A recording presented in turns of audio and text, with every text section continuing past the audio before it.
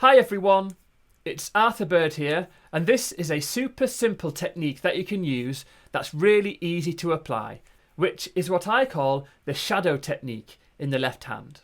Let's take a basic chord progression with 4 beats per bar.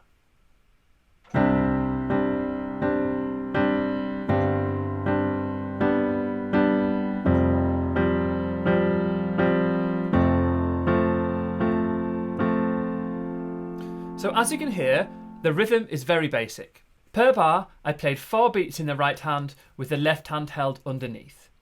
Now if we apply the shadow technique in the left hand, it sounds like this.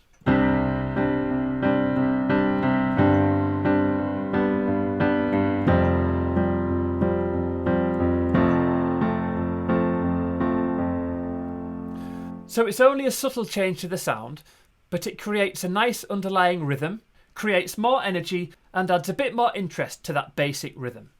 And it's quick and easy to learn. So let's use the first chord, which was the C, with the add 9 there. And the left hand was an octave root in the left, so an octave C here.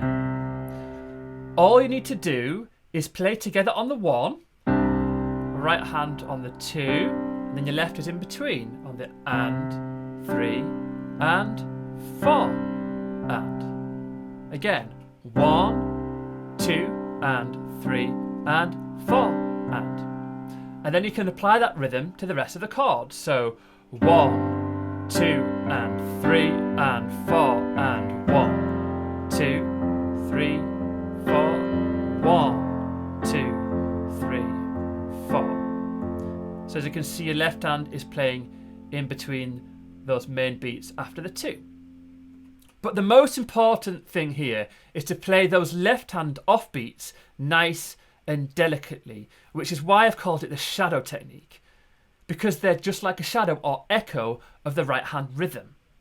Otherwise it will sound like this, which is just back and forwards,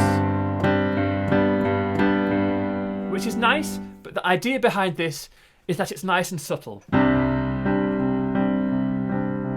Okay? So make sure that thumb is nice and quiet in between. And you can apply this to any chord progression. For instance,